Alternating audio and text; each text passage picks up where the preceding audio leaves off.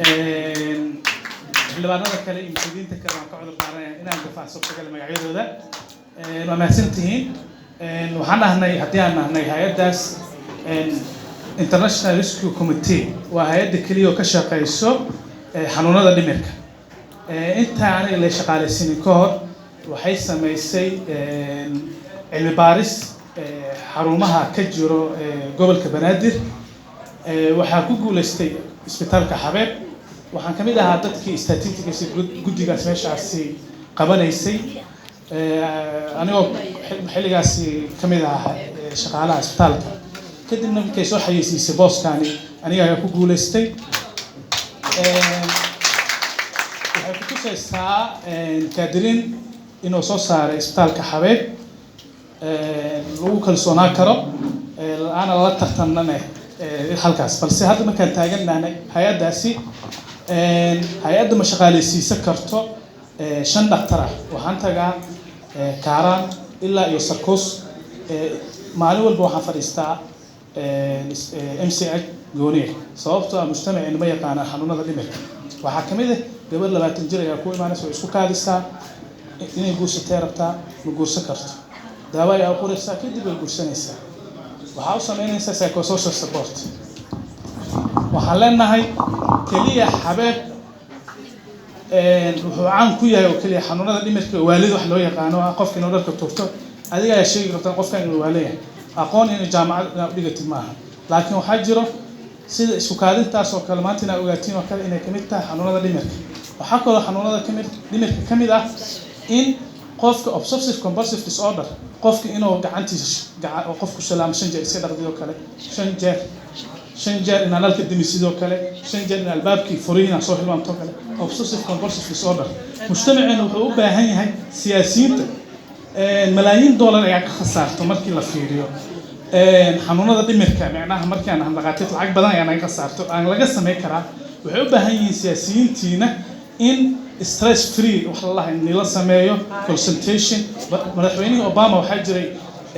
isbuucii 3 saacadood inuu soo qaadan jiray stress free lacagtaasna way naga qasaartaa waxa kaloo naga qasaaro oo dad badan aysan fahansaneen mujtamac waxaan sheegi lahaa oo muhiim ah dadka xanuunsan oo sida dadka ka imaadeen waxa yaqaan actin number 16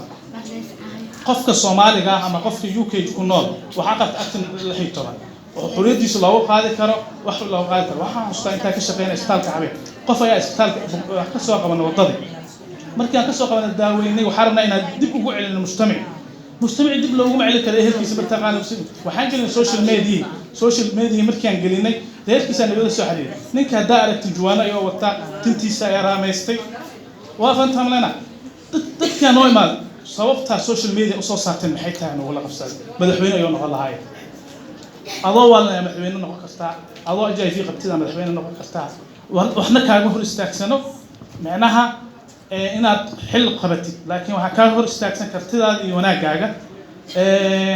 waxa la arkay nin xildhibaan sheeganayo oo